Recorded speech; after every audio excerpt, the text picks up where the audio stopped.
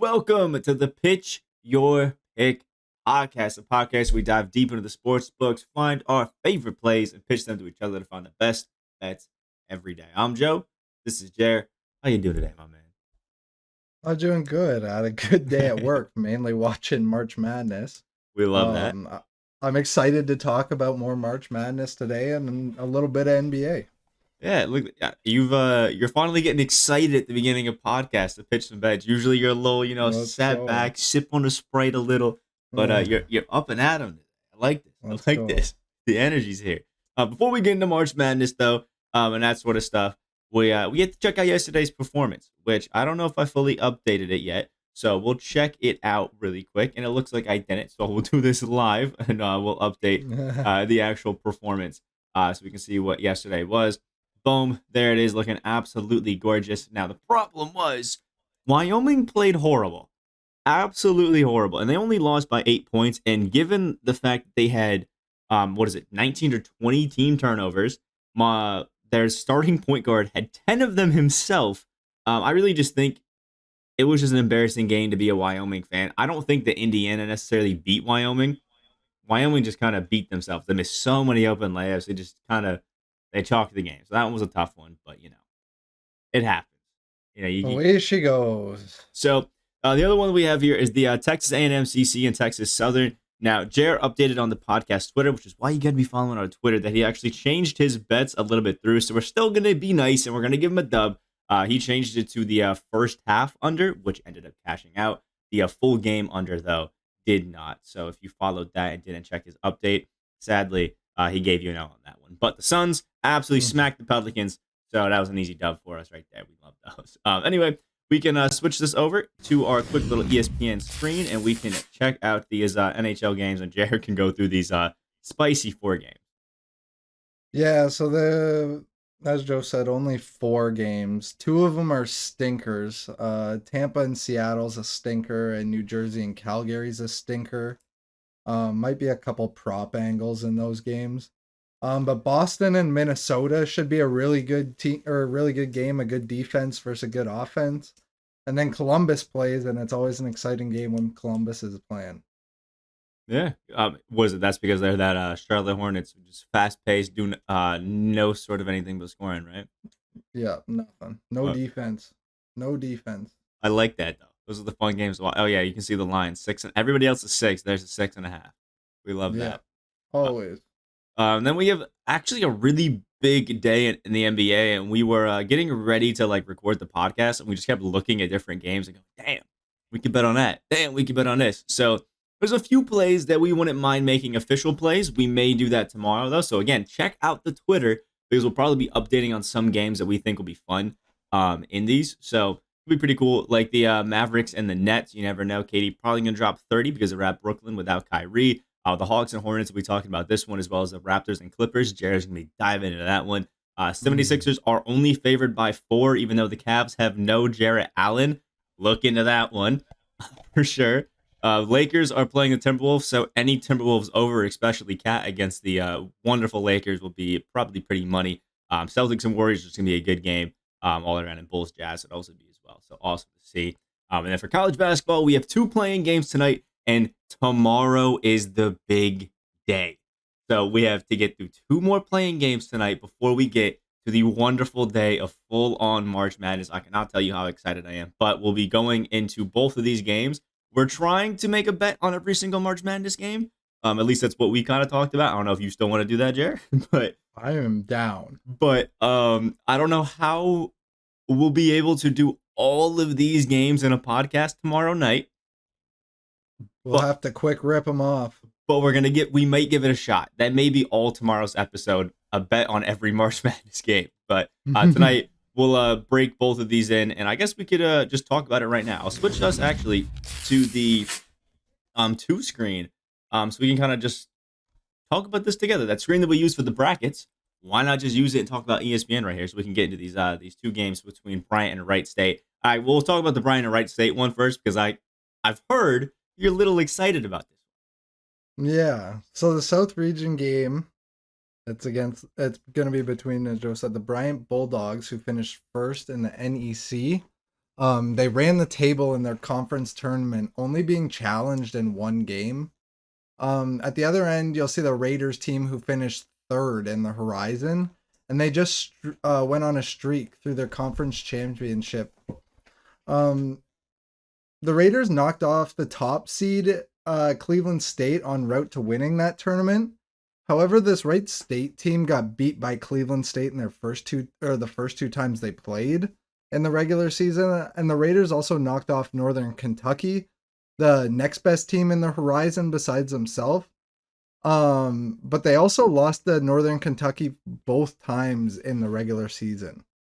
The one thing that I'm sure is going to be there in this game is pace. These two teams love to get up and down the floor. Bryant is 7th in the country in adjusted tempo, and Wright State is 97th. With the tempo being the focus and scoring going to be the key in this one, I needed to know who the stars would be because I had no idea. And basketball is the one sport where I think one star player can carry you to a victory. And it just so happens this Bryant team has the number one leading scorer in the country. Peter Kiss is a pure bucket getter. He plays under control and he gets the rim pretty well. He's pretty athletic. And he has a pretty pure shooting stroke, even though he doesn't really shoot threes at really that high of a percentage, but he can hit them when he gets hot. Kiss averages 21 points per game on 45% from the field. And the dude's on a mission right now. Since the start of 2022, he has 13 games with more than 25 points. This Wright State defense isn't impressive. They rank 282nd in opponent field goal percentage and 219th in opponent three-point percentage. And you could argue that's because they play an up-tempo game as well, and they probably give up some easier looks that some teams might not when they play at a slow tempo. But I don't think getting in a shootout with one of the best scorers in college basketball is the game plan Wright State should ride with in this game.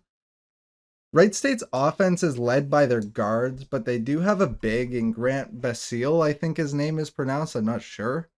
He averages 18 points a game, but he's only 6'9". He will be the tallest guy on the floor. But he isn't too big for the Bulldogs to handle. I think I'm gonna lay. I think it's I'm catching 3.5 points with the Bulldogs here. And I'm gonna take it. You give me 3.5 with the best score in the country, I'll take that. Yeah, you know what? I don't hate it. Now, I will say Wright State is stepping up at the correct time. So that could be your interesting issue. Mm-hmm. But I noticed it when you were talking about it. My guys at IUPUI, the absolute stinkers, the worst overall adjusted efficiency team in the country, is in with a Wright State. So I don't know. I thought that's all I could focus on while you were talking. I love that. But I was trying to play some Peter Kiss highlights out here, and this guy's just a pure bucket getter. I mean, look at this. The guy hits a layup and then drops down and does some push-ups just for the boys. Just for the boys. I will say we were looking through against some stats, and I was looking at Peter Kiss, and he's a bit of a hothead. 7 techs this season, so you never know. As long as he doesn't get 2, he's good. Yeah, but I like your assessment here. I do think this is going to be a pretty high-scoring game. I mean, was it Wright State? Basically, Tanner Holden has 20 points a game. Basile has 19 a game. Trey Calvin has 15 a game, essentially. And then you have Bryant with 25 a game for the leading scorer, 18 a game for the second leading scorer, 10 a game there. I think we're going to be seeing a shootout. And I will say, although this is a 16-16 matchup, this is just a game to watch. This is a game that I think is going to be interesting. This is going to be I think this is going to be a fun one. It's also going to be the opposite of the Texas game. Yeah, I would have bet the over in this game, but I don't love totals to begin with, and I'm just not sure. Like with totals, these totals, they're going to be so sharp, and just a moment of coming out flat or the nerves getting to these guys early will cause this game to go under. Yeah. The totals are so sharp. But I'll go with you. Leading scorer in the country, we'll let them bring it at least within 3. I like that. I I'll like that. A possession with the best scorer in the country. yeah, Give me that. we'll go with it. Because that also I think the reason it sounds good as well if this is a tie game, uh, even if it's a tie game, Wright State hits a three to win it, you're still covered there. Yeah, So I like that. I got more than one possession, so I like that. yeah, I think that's solid. And for the other game that we have, that'll be I'll be covering this one, which means it may be iffy, but it's on Notre Dame and Rutgers, and I haven't really looked too much into how these guys perform at the spread, to be honest, because this is a -1 game, for both teams really. So I kind of just feel like this is a matchup where you pick the team that you like and just ignore how they've performed on the spread, that sort of stuff, because it's just who cares. Notre Win the Dame. game. Notre Dame is my pick here. I just think that Notre Dame looks a little bit better. I've watched some of these Rutgers games, and I will say that Ron Harper Jr. is an absolute beast. Like, this guy is a bucket getter. He has been stepping it up at the correct time for this Rutgers team. And Rutgers is playing in the Big Ten Conference, which has just been a lot better than the ACC this season. I've watched a lot of these ACC games. I followed a team in the ACC in Syracuse, and Notre Dame just really hasn't had the same level of competition that this Rutgers team has. But still saying that Notre Dame is 70th when it comes to strength of schedule, and Rutgers is 44th. So I think some people are over gassing that a little bit. Like, even the ACC having a bad year is still a really good conference. So just to put that out there. Now, Notre Dame looks like a better team on paper here. They're just a better offensive team. They're a slightly better defensive team. They just play a little bit faster. They play a little bit more efficient. Now, and Rutgers is just kind of middle of the pack and everything. Now, again, they all have played tougher teams. So I think that may have something to do with it. Playing tougher competition is obviously going to make your stats not look as great.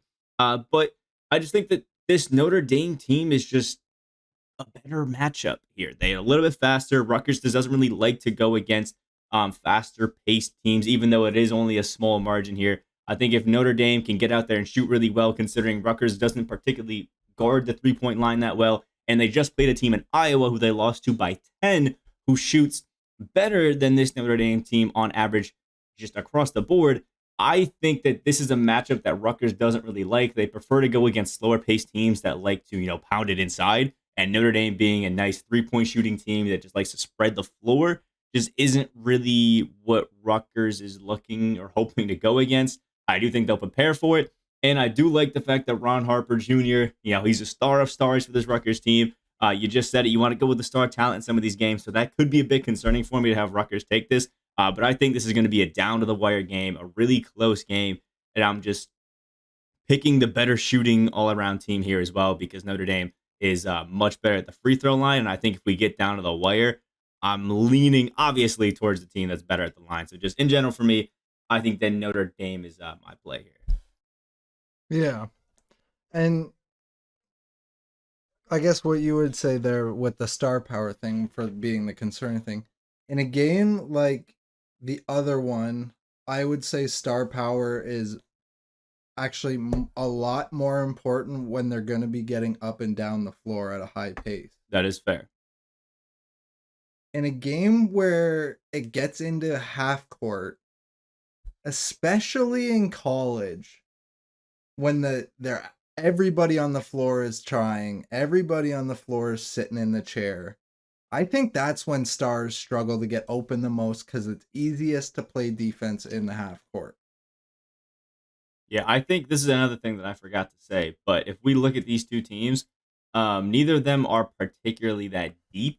But you got a bit more substitutions that happen on this Notre Dame team that like to run a bit of a small ball lineup and kind of not run their stars as much. I mean, you got Goodwin off the bench for Notre Dame, who's playing 35 minutes.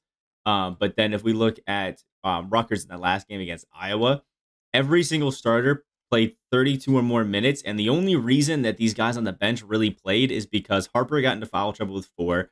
The two other players had 3, and McConnell also had 4. So I think really they only went to that bench because they had to, not necessarily because they wanted to.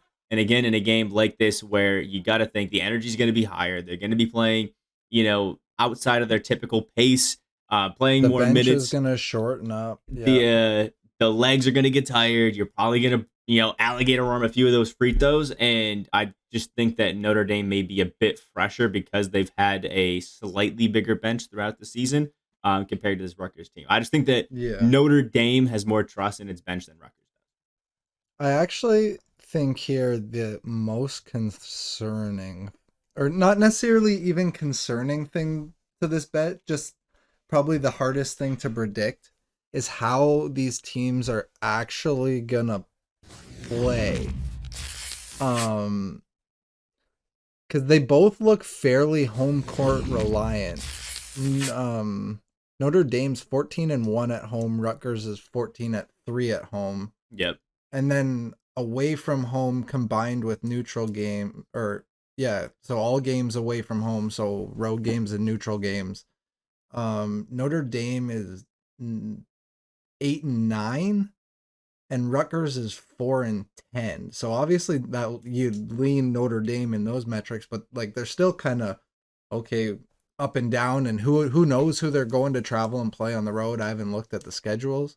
Yeah. But right, you just look at those records, it's okay, who are they playing? Or I guess you got to look at who are they playing is the first thing. But it looks like they lack a little bit away from their home court. Yeah. It could be concerning for either team. It's really just who steps Yeah, up tonight. it's just who plays well. And I like Notre Dame as well, so Sending it. So what do we got in the NBA today? well, you already said it. We were talking about the Raptors and Clippers. We like this. And I think I'm gonna try a little experiment now, and I'm gonna bet a few Raptors games in a row here at least, and see how well I do, because I don't normally bet on my own teams, but I feel like I have a pretty realistic view of this Raptors team and where they're at right now. Fair enough. And it just so happens that right now they're actually one of the hottest teams in the NBA. Over their last 5 games on the road, they're 4-1 against the spread and have covered in 4 straight games. They've been beating the snot out of teams. They've beat Denver, Phoenix, San Antonio, and the Lakers all by 11 plus points. They just played the Lakers here in Los Angeles, so they don't even have to travel for this game, even though they're playing back-to-back road games. And even the game before that, they were in Phoenix. So even though they're a long way from home, they really haven't been traveling that much. The Clippers have been playing decent basketball right now. They're 3-2 against the spread over their last 5 games. And this is going to be their first game back at home coming off of after a 3-game road trip. So that could be a little concerning. They might come out and play well at home. But these two teams are similar in most offensive categories. However, where the Raptors separate themselves is in the categories that happen to win basketball games. The Raptors rank 2nd in offensive rebounding. The Clippers rank 26th. The Raptors rank 3rd in steals. The Clippers rank 16th. The Raptors rank 4th in turnovers. The Clippers rank 16th. This Clippers team is led by their guards, and going up against a Raptors team that plays great defense on guards, they're going to have to find scoring elsewhere. And on the Raptors side, they're playing lights out offense right now. And it's coming from all over the place. They have 4 guys capable of getting 25 plus points on any given night right now. And you can see that they're all starting to get more comfortable playing together. They've been in and out of the lineup with injuries kind of all season. And this team really has the potential to be something special with a couple more pieces. That doesn't really matter right now. I still think right now they're way better than 1.5 against the Clippers. The Raptors are scoring 114.6 points per game over their last 5. So I'm going to ride my hometown Raptors here, and they're going to win. That's all that matters. Yeah, that's fair. I think that most games like this will probably be decided by more than just the same point. So, there's as long as you get your consistent numbers out of Trent, I think you're fine. Yeah. As long as Trent doesn't shoot, 1 of 12, and even is just, 50%, just bang on even. Doesn't even need to hit all his 3. Just bang on even, smack down a 3 or 2. I think the Raptors can take that one. My boy Scotty Barnes had 15 points in the first quarter against the Lakers last game. I'll take that again. Yeah, I think that's another thing that is good for you is that Scotty has been kind of balling lately. He's money. Especially without OG Anunoby, Scotty's kind of stepped up into there. He's not obviously as good defensively, but I mean, he's had over 15 in like 5 straight games. His rebounding Yeah, numbers are he's on great. He's fire. playmaking well. His defense has been actually good in blocks and steals numbers, but he has had a few lapses, just dumb plays where you let up a layup or two here and there. But I mean, he's a rookie, it happens. So I think this is good. I'll write it with you. But again, I'm a little biased towards the Raptors too, so I guess it's not really the most unbiased panel of fans here. But I guess we'll. We're biased rap or unbiased rap bias unbiased. You pick. I don't know. Just sip the Sprite. We'll be moving on to the next game. And I really debated with myself on if I was gonna do it again, but I'm gonna do it again, and we're gonna Do it bet. again. We're gonna bet on Bridges. It's just how it goes, and we're taking his over on the points, rebounds, and assists because the Hawks suck defensively. I'm kind of insulted that you specified over. Yeah, that's fair. Just because Bridges is just that guy for this Charlotte Hornets team. I mean, he leads them in scoring. Aside until recently, he was leading them in rebounding as well. But you can see Mason Plumlee is taken that by like half a rebound. So whatever. And he's consistently getting 3 to 4 rebound or assists as well. On top of that, now this Hawks team, now they're not that great.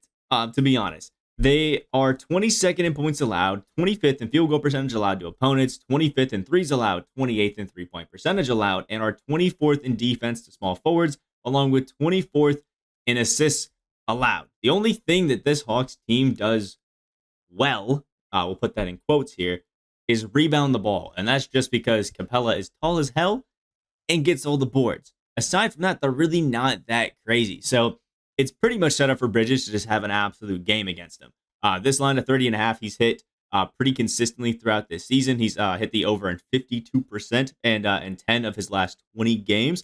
And he's hit his rebounds in 50% of games and his assists in 47% of games. So honestly, I think this is looking pretty good. The last 3 games that they've played against the Hawks, he hit the over in 2 of them. And the one game that he didn't was because his teammates did not know how to hit a damn shot.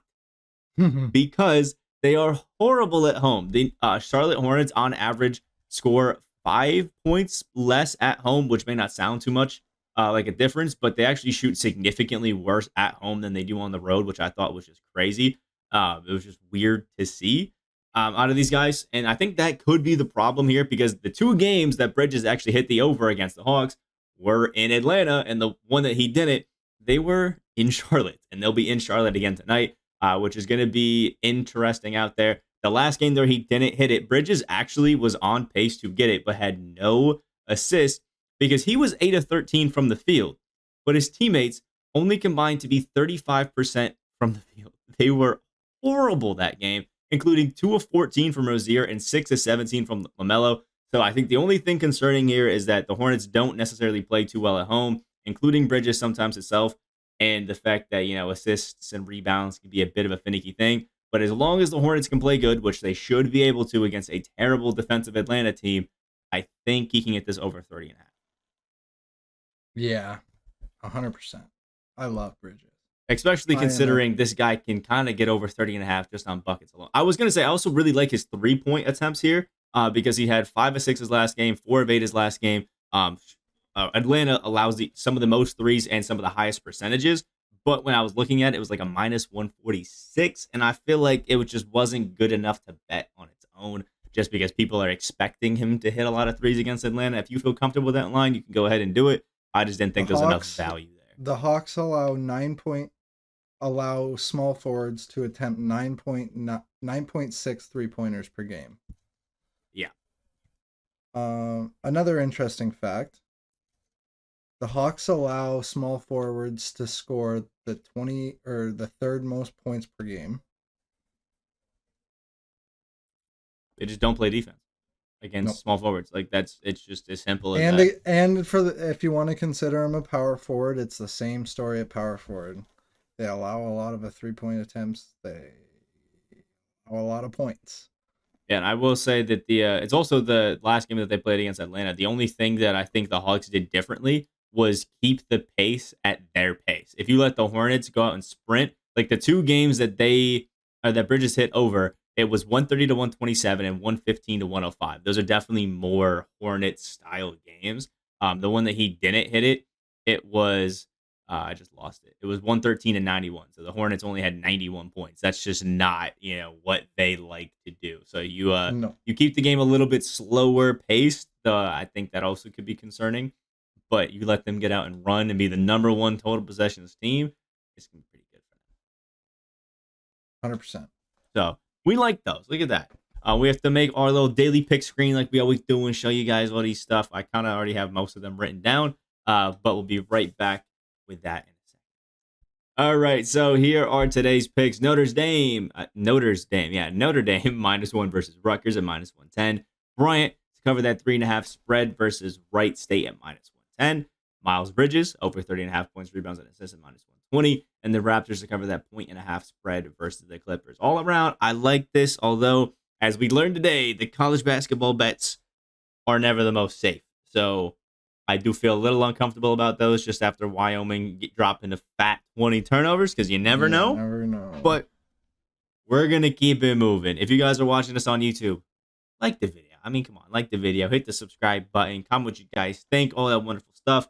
Even though you guys have been showing some crazy love on the YouTube videos. So appreciate that. Follow our Twitter and all that wonderful stuff. If you're on the podcast platforms, leave a wonderful 5-star review for our beautiful, sexy voices. You got to love hearing them at this point to keep listening to it. And make sure you go out there, make some bets, and make some money. See ya.